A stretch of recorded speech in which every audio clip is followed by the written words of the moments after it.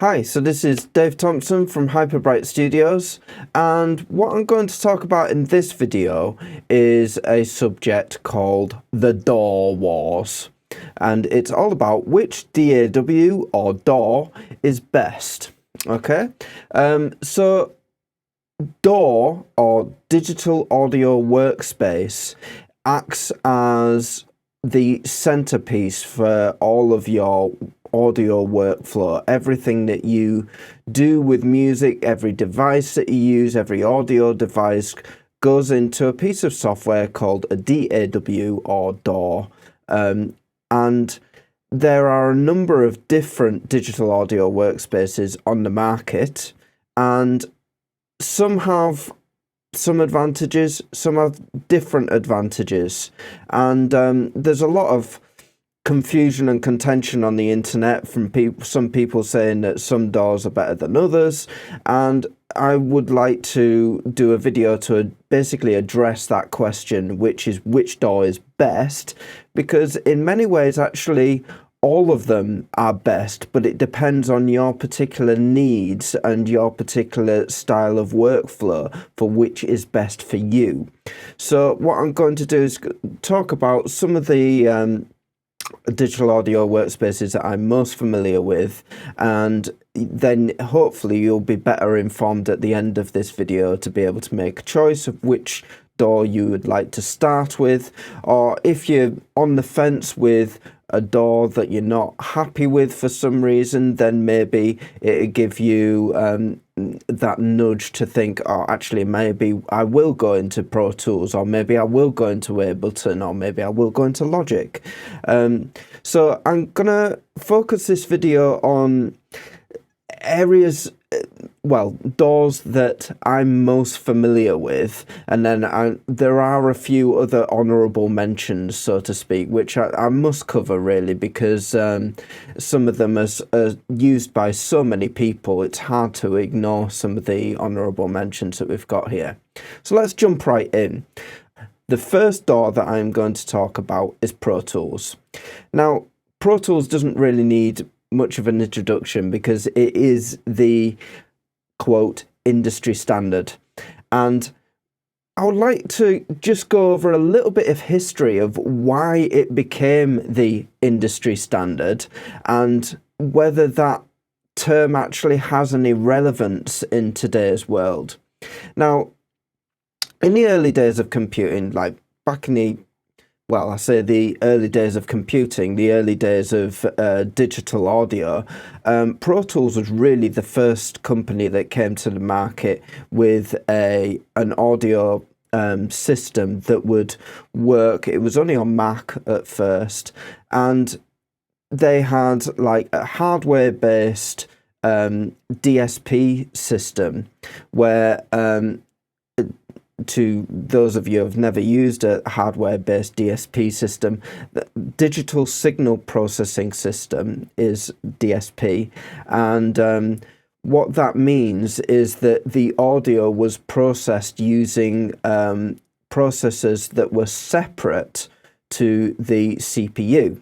So what that meant was when you had computers that weren't very powerful, you could use a Pro Tools system to basically get more audio tracks than a regular a CPU could actually handle. So this was why they became really, really popular in the early days, because they could do more than regular computers could do using the same CPUs by just basically putting in these DSP cards to get enhanced track counts, and that basically led to them being an industry standard, because in combination with their interfaces and these particular cards, it meant that you could have higher digital track counts on a DAW than any other system that was available on the market. So you fast forward a few years, and there was a key transitional period that happened with AVID. It was around 2012 kind of area, where Pro Tools kind of woke up to the fact that they needed to start doing a native version of Pro Tools. And before then, it had always been Pro Tools HD.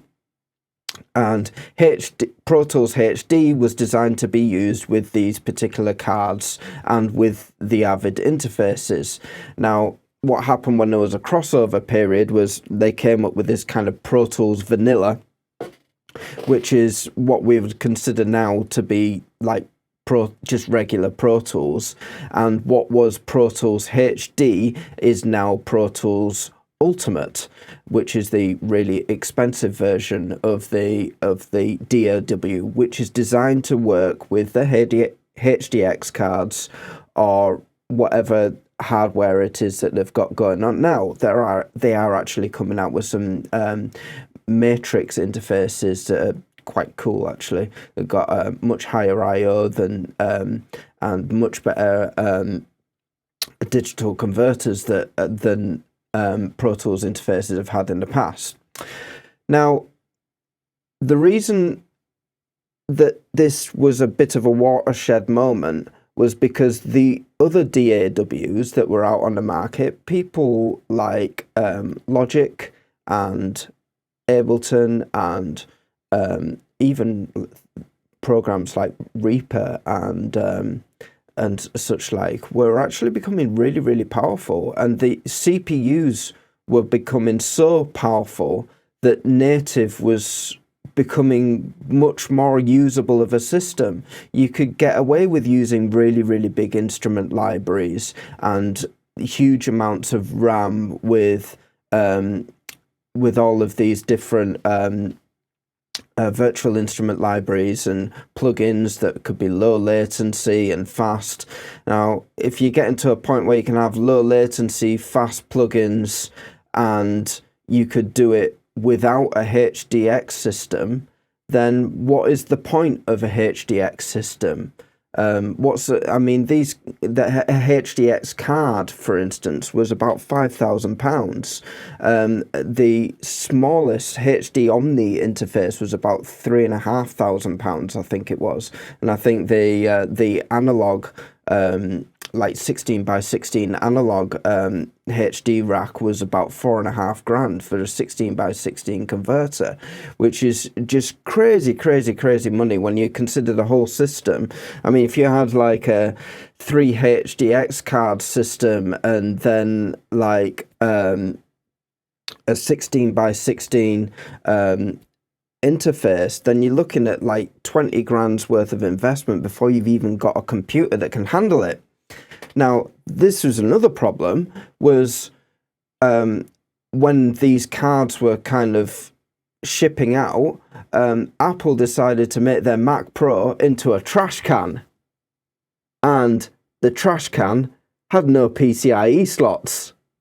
So, while you've got AVID throwing out these HDX cards that can't fit into a Mac Pro because you've got to have an external HDX card holder, which was another £1,000 on the top to get a HDX card holder. I don't know, they weren't called holders then. I think they were, but you know what I mean. It was an external PCIe card brick that and so another thing that was happening at this particular point, up to here, like where this transitional period started happening,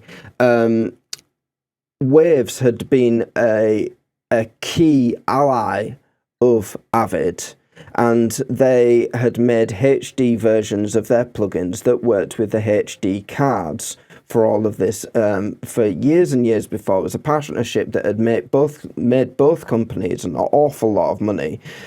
Waves was starting to shift more into doing native plugins, and they were starting to make more from the native market because, well, the native market is everybody. It's everybody that doesn't afford a HDX system. It's anyone that uses Reaper that for $60. It's completely open to everybody to use. And so they were selling more of them plugins, and they thought, well, wait a second, we're making a lot of money selling our own plugins that way. Why don't we do our own system rather than just making HDX plugins for Avid? Why don't we make our own open source system, DSP based system that can work across all the DAWs, not just Pro Tools? So then they created SoundGrid. So this was a whole thing that happened. It was a really big transitional period for Avid, where they got to where you fast forward to kind of now, and although historically lots of people have used Pro Tools in high-end recording studios and especially post-production studios, the whole notion of industry standard doesn't have the same relevance anymore, because these the kind of capabilities that you needed to have a HDX system for before have now been replaced by other things such as audio over IP and Thunderbolt, especially Thunderbolt 3, and the interfaces that can do the really, really high I/O counts over Thunderbolt 3. I mean, who needs more than 64 inputs? If you've got 64 microphone inputs, why would you need anything more? I mean, it's very rare that I need... Well, look at my setup. I think I can do like 20 inputs at once with my setup, and I could actually expand it out to more than that, but I don't need to. And for most recordings live, I would say, unless you're recording like a whole orchestra or something like that, you don't really need those I/O counts. So the studios that do need a higher I/O count have got other options. They've got options like Universal Audio and such like, and that kind of leaves Pro Tools in a situation where they're going, well, are we really the industry standard anymore? They're certainly not as reliable as some of the other DAWs that are out there. However, okay, there are some very, very positive and notable features about Pro Tools, which I really, really appreciate. I use it as my main DAW, and I like the workflow of it. And I guess some really, really key features are the cloud collaboration and the ability to collaborate with people on Pro Tools projects that are very, very backwards compatible. Sometimes you get some DAWs where if you open up a project that's from a much older version of the DAW, then it won't work. Now, this is something that Avid have absolutely nailed, is their backwards compatibility. I could open up a project from 2012 which was on a completely different version of Pro Tools and it will work perfectly. I've heard of people using projects that are back from like Pro Tools 8 and they open it up in a modern version of Pro Tools and it just works. And if you're into archiving projects that you've used a long time ago and you're in this for the long game, that backwards compatibility is absolutely essential to your workflow and will mean that you can go back in time to things that you haven't worked on for a long time and it will work. Another major advantage to me is the kind of workflow. Now, this is kind of mirrorable across other things, but I personally like the whole, I mean, I've just got the DAW up here, which is just recording me doing vocals. I like this whole thing of having the F keys to control certain things, and I just like working with a grid, slip, spot, shuffle kind of setup that works really, really well with Pro Tools. I can work incredibly quickly on Pro Tools, and I like using things like Elastic Audio. I just find the whole workflow and the way that the user interface works for Pro Tools to just be very, very natural and great to work with. HDX is an advantage if you have the money to buy it. You can get theoretically up to, I don't know exactly, it was 764 tracks at the last count that I remember, with 3 HDX cards if you have the money to buy them. And I think they have the ability to go up to much higher channel counts per card now. So that's a really big advantage. EUCON protocol is a very good advantage in Pro Tools. It allows you to use their hardware controllers, and the hardware controllers that work with iPads connected to them, like the Artist Mix, are really good to work on if you're into the whole thing of using hardware controllers. Personally, I'm a bit kind of mouse and keyboard kind of person. I like shortcuts that I've learned from memory using a keyboard. But if you're into hardware interfaces, the S3, S1 up to S5, S6 ranges of controllers really are the industry standard. Those kind of controllers, if you're using really, really big mixes and you want huge channels, numbers of channels, then those things are really, really important. I think the audio interfaces that are available are of a very high quality, albeit of a very high price point alongside that quality. It's up to you whether you think that is something that suits your workflow. Personally, I prefer the UAD interfaces to work with Pro Tools, and I use a Pro Tools vanilla system using UAD Apollo, and it works great. Another advantage is Dolby Atmos mixing. Dolby Atmos is across to Pro Tools, and one of the things with post-production, basically Pro Tools is amazing for audio post-production, and one of the things that it integrates into its post-production engine is the ability to have 64 different video channels simultaneously, whereas on Pro Tools Vanilla you only have one. So if you combine the idea that you can do Dolby Atmos mixing and have up to 64 video channels on Ultimate, then that makes it a really, really amazing, like, audio visual piece of editing software that can be really, really powerful if you have a computer that's fast enough to deal with all of that. Elastic audio is amazing. I've tried so many different ways of editing audio, like on a time basis, and elastic audio just wins every time. The way that you can group tracks is just really intuitive.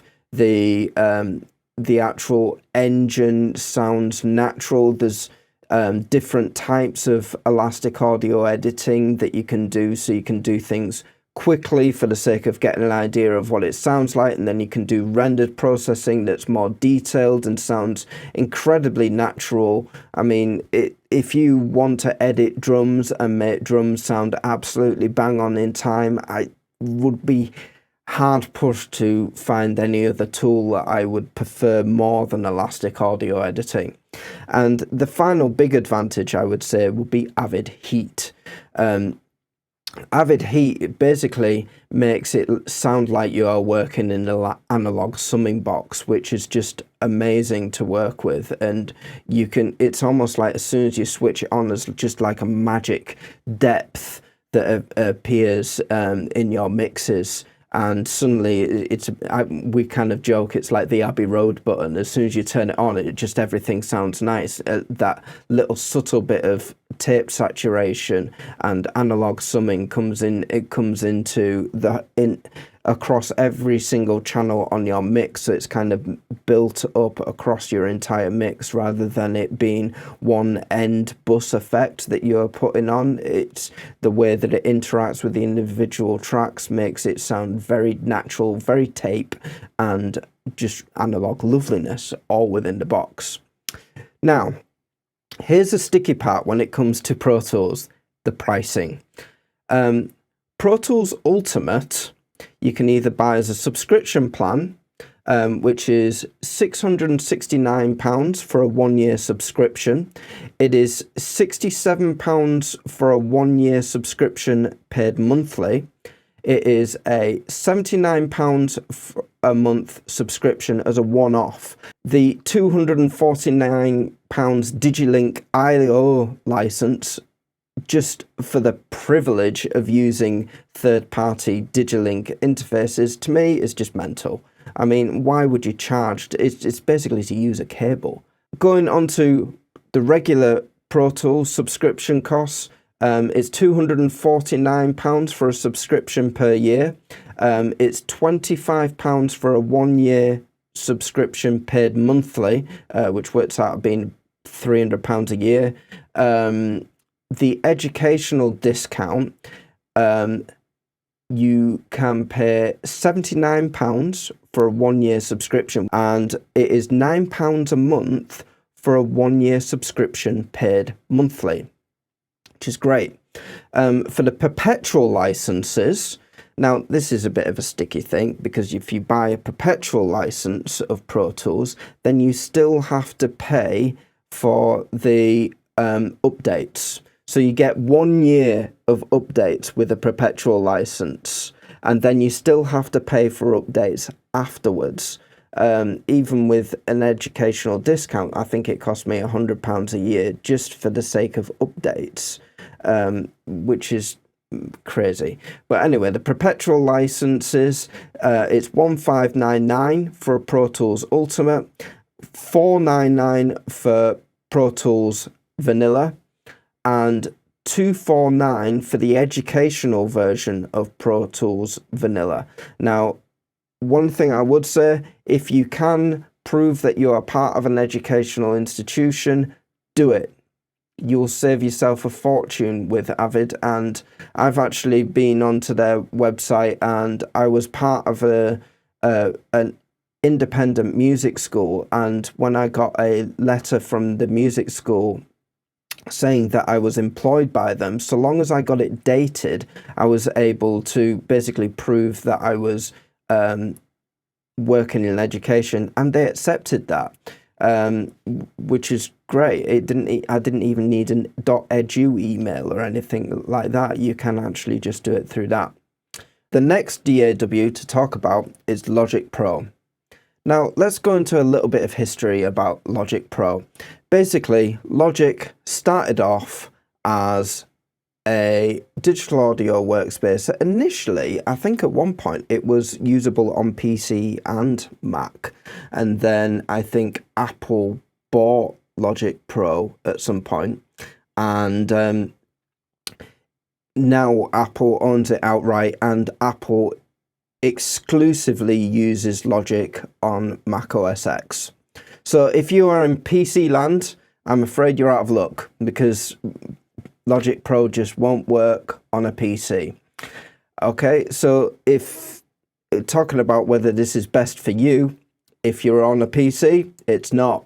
Okay, so let's talk about some of the unique or notable features that are on Logic Pro. I mean, one of the things that I really like about Logic Pro is the sheer number of bundled instruments and loops that come with Logic Pro. You have, just by, as soon as you've bought it, you've got several gigabytes of downloads of virtual instruments that are all really, really good quality, and they throw in really quite a lot with the actual DAW. There's some fun features on there in terms of like the drummers that are on there, the fact that you can select certain types of drummers, sort of stylistic styles of drummers, and the user interface for drum beats and things is really, really cool.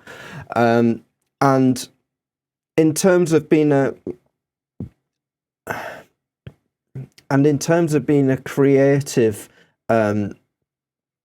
platform for creating music, having all of those instruments and loops available is really, really handy. There's also some really, really tight integration with Apple hardware. Now, you can use things like iPhones and you can use iPads really quite easily as a user interface for Logic Pro. For instance, if you've got an iPad Pro, you could use it as a mixing interface for Logic Pro, and you could use like Sidecar and things like that to use as an extra screen or as a controlling device for Logic Pro.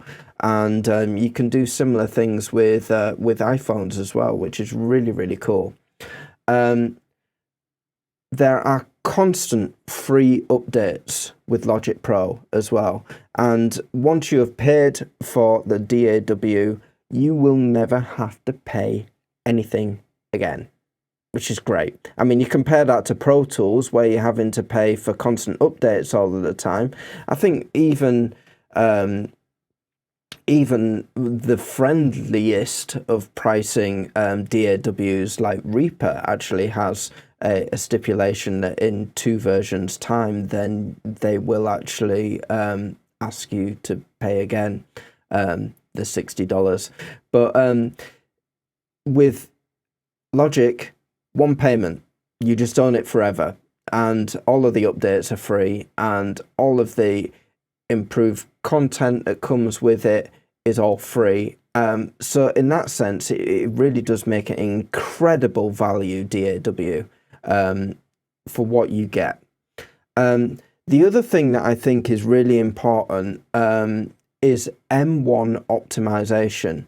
Everything to do with Logic and all of their virtual instruments are optimized for the M1 chip. And you'll find this with all of the updates that come afterwards. So all of the Apple Silicon updates and new computers that are coming out with Apple Silicon, regardless of M1, if M1X or whatever that's coming in the future, will all be optimized for use in Logic. So you can expect to have incredibly high track counts, I would say equivalent to DSP systems, using an M1 chip with hardly any heat coming off of the laptop, with hardly any heat coming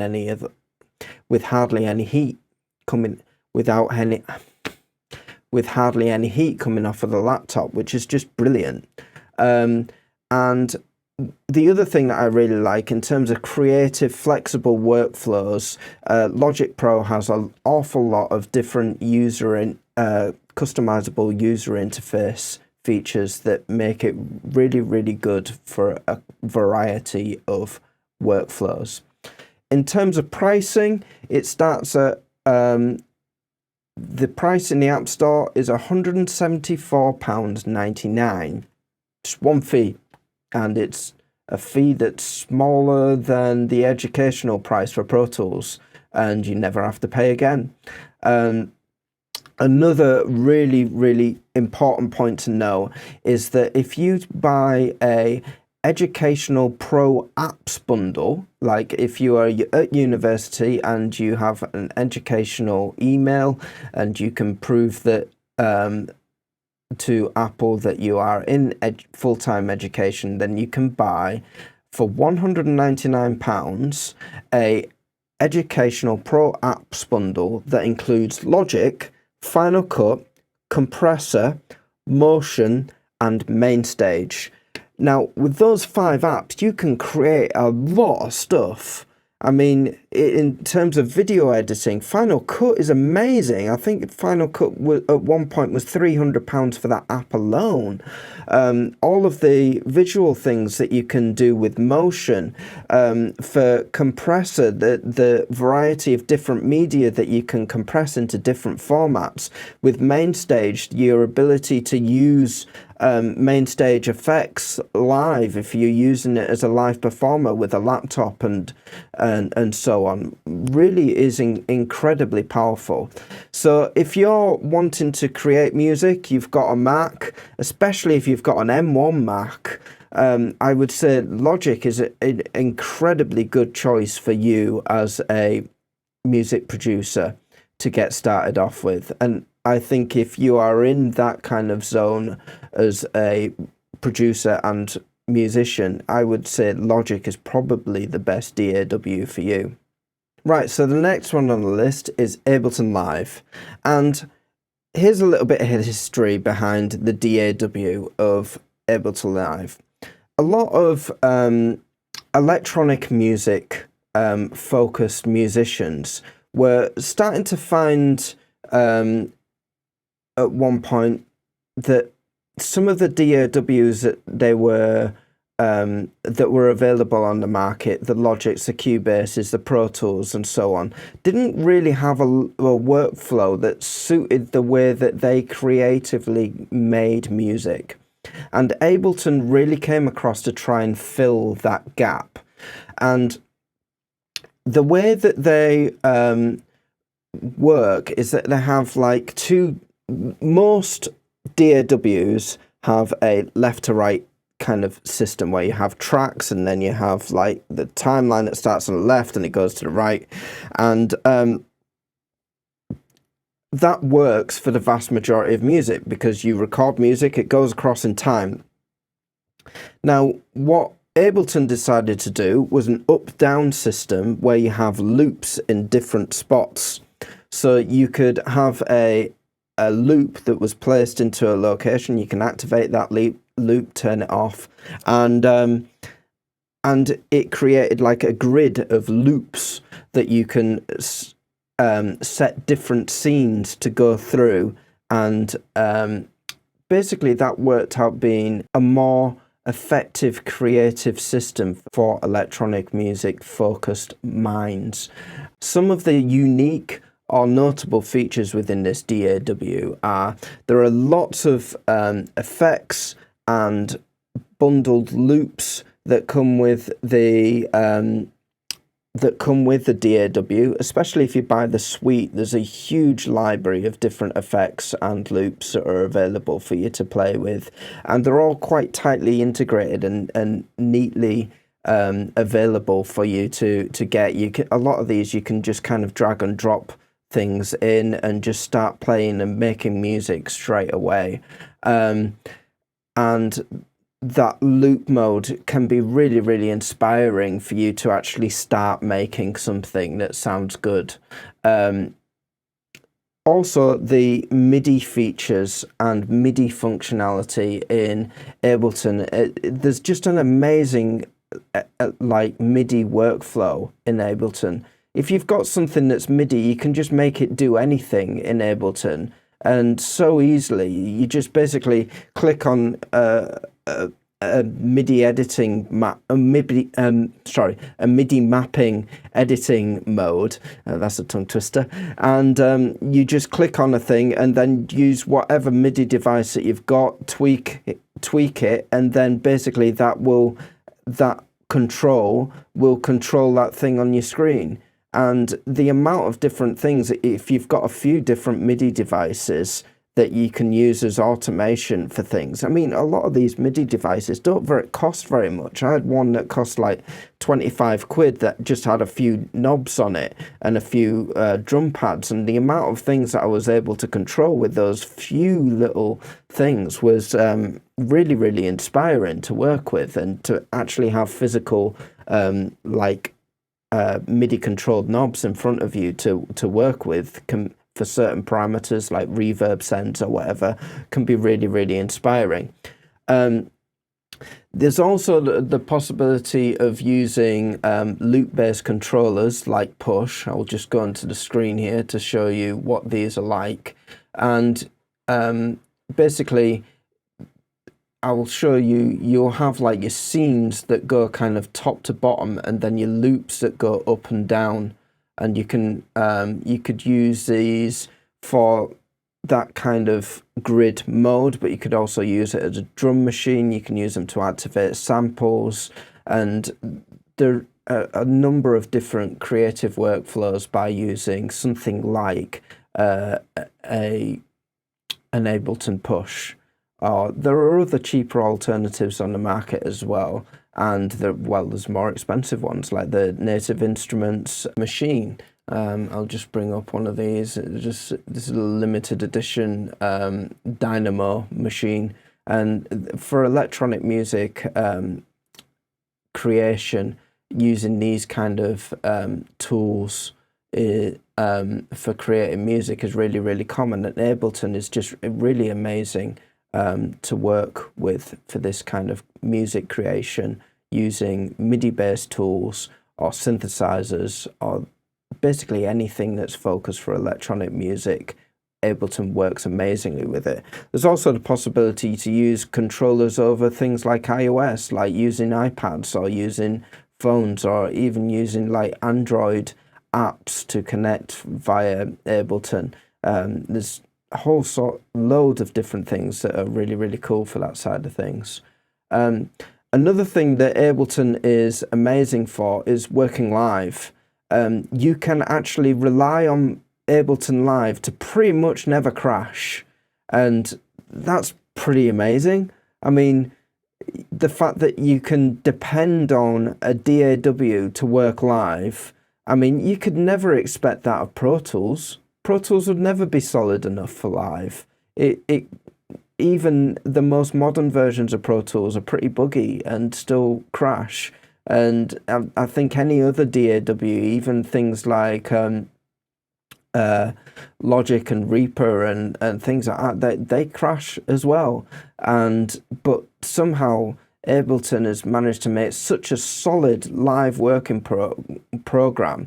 I mean, one of the things I like about it is that it has a CPU meter in the top right hand corner, so that you know if you're pushing your CPU too much, then it will start going into the red, so you know in advance how to stop yourself from overblowing your CPU so that your system stays stable. And that is really, really cool, the fact that they integrate that into the DAW for live usage. In terms of pricing, Ableton Live 11 Standard is £319. Ableton Live 11 Suite is £539. With educational discounts, Live 11 Standard is £191, and with educational discount for the Live 11 Suite, it's £323. Last of all on my recommendations list is Reaper. Now, Reaper is basically a full-featured DAW, but for a fraction of the price of any other DAW on the market. And it was basically designed by some guys that had made a lot of money during the dot-com boom, making some other program or other, or website. I can't remember exactly what it was that they made. And they had made enough money from doing that they decided to just quit their jobs, and one of the things that they decided to work on was a DAW. And like, they actually are really passionate about expressing themselves through code. And that's quite a romanticized way to put playing with code all of the time. I never considered it a way of expressing myself through code. Nevertheless, they do. And basically, they don't really care about making a huge amount of money from Reaper, and the pricing system really, really reflects that. I mean, all of the other DAWs that I've mentioned today whether you like it or not, they are attached to a corporate entity of kind. AVID is the most corporate of corporate entities, and yet somehow they managed to act more corporately than Apple, the ultimate corporation. Like, so I don't know how that happened. Like, Apple's supposed to be like the multi-trillion-pound company that comes up with a DAW that's friendlier for the end user than AVID, a little company that manages to just be the greediest company ever. But anyway, Reaper basically gone down the route of being the friendliest when it comes to pricing, and they have a few unique and notable features. They have a very customizable and flexible user interface, and you can do things like you can change if you have worked on another DAW before, like Pro Tools maybe, you can alter the user interface and user experience, like hotkeys, etc., to be as similar to working on Pro Tools as possible, and which is really cool. And one thing that is different with Reaper is that one track can be anything. So in Pro Tools, for example, you will have tracks that are instrument tracks or MIDI tracks or audio tracks, and you pre-calibrate that track to be the thing that you want that track to be as the track is created. Now, with Reaper, you can make one track into any kind of track you want, and you can change the functionality of that track at any point. So one track could be an audio track, and it could be a MIDI track, but you can also change the number of inputs and outputs from that track, and with unlimited routing of things to side chains or whatever, with all within one particular track type. So in order to, you don't have to put forethought into what is this track going to be. Am I going to be doing it? Is it a bass track? Well, in which case I need a mono input, or is it going to be any other kind of track? You can just make one track into anything, which is a really flexible working flow for Reaper, and it makes a lot of sense. The flexible track routing and track I/O is also a really powerful feature. Now, when I was at university and I was using things like ambisonic mixing, where I would where I had a system that used like 4 tracks of ambisonic data, then being able to use a system like that and be able to split it out into 16 outputs was something that Reaper was very, very powerful for. So for ambisonic or Dolby Atmos or any of those kind of systems, then Reaper is very, very powerful to use for those kind of systems. Now, you can use Atmos within Pro Tools, but to use Atmos in Pro Tools, you're looking at spending what was the pricing for the HD version? Pro Tools Ultimate, £669 for a 1-year subscription of Pro Tools, and you can use Atmos via some other plugins that will cost a fraction of that price within Reaper, because it can just do an unlimited number of I/O accounts and is very flexible in how many numbers of I/O you've got. Okay, now the main other really, really big feature that I've already kind of touched on is the insane pricing. Now, basically you can use Reaper for free almost perpetually. Officially, I think it has a it's a full 60-day trial period, and then after that you can just basically say, I'm still trialing it. So you can just make that trial period an unlimited period of time. You just keep pressing OK when it opens. Now, if you want to get rid of that dialogue, a full license for Reaper costs $60, which I think in Great British pounds works out about 50 quid. So, and that's they do stipulate that version, a new Reaper 6 license included unlimited free updates through to Reaper version 7.99. So a full 2 versions of Reaper, and the amount of updates that they give along the way is just crazy. I mean, I haven't actually seen them get past Reaper 6 for several years because they'll give like 100 free updates with each version. There is also a commercial license, which is £225, a stipulation of if you are earning a certain amount of money within the industry, which is a really, really high figure, then they suggest that you should be able to pay more for a commercial license. And the constant free updates and new features coming in all of the time is great. And one of the other things is really, really efficient coding. Like I say, this guy is just obsessed with optimization within coding, and it's just a very lean digital audio workspace to work with. So if you are on an extreme budget and you're on Mac or PC, I think it even works on Linux actually.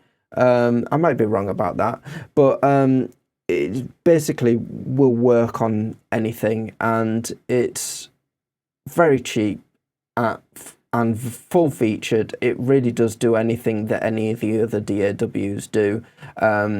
It might not work with the same kind of workflows that programs like Ableton use, but in terms of it being a digital audio workstation that will do everything that you want it to do creatively, it is a very, very, very good value system.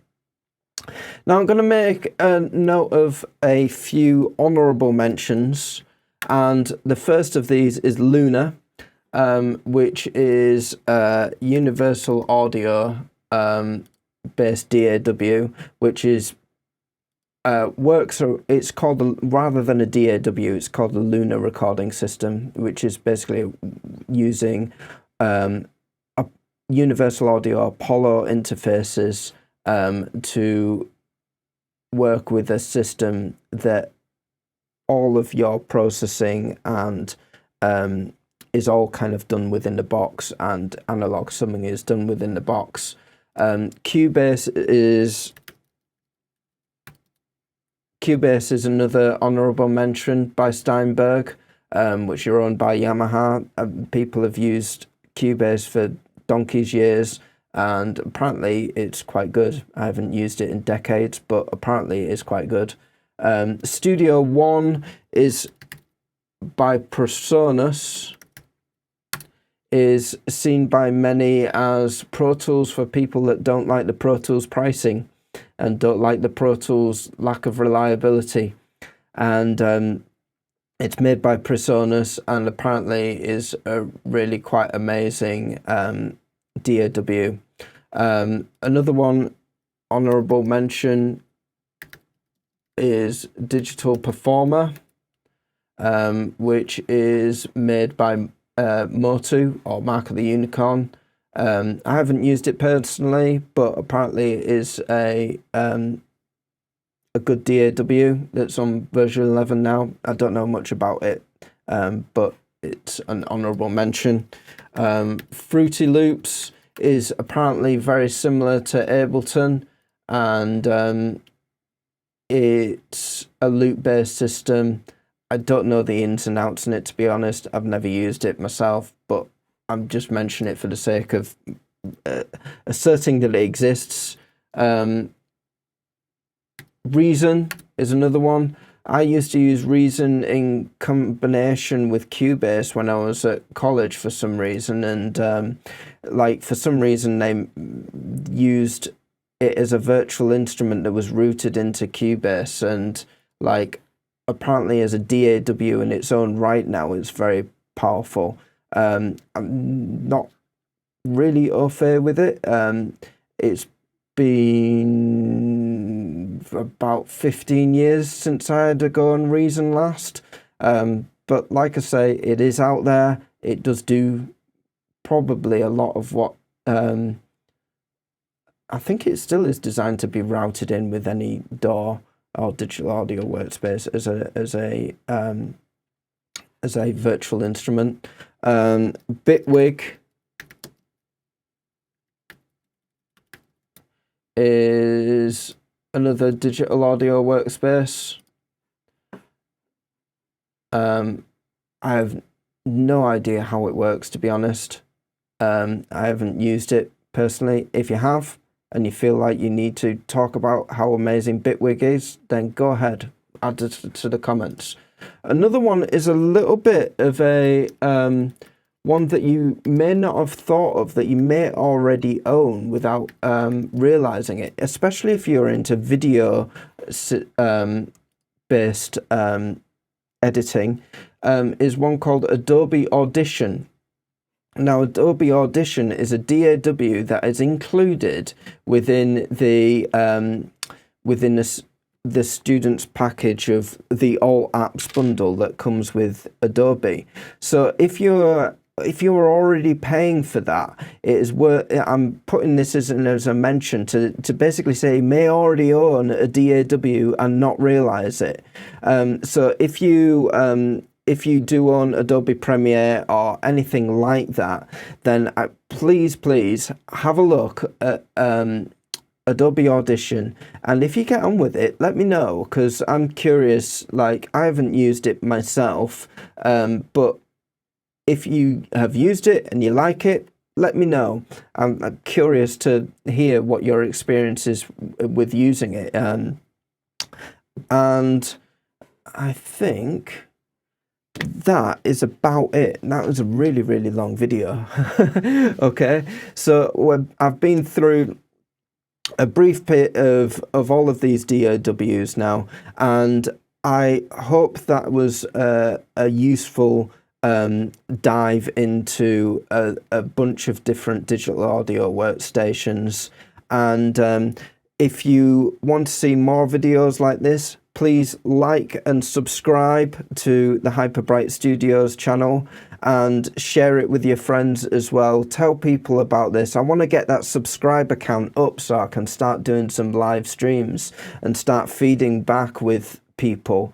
So please get that subscriber count up and tell people about this channel. Okay, so there will be more videos coming out like this. So until then, bye bye.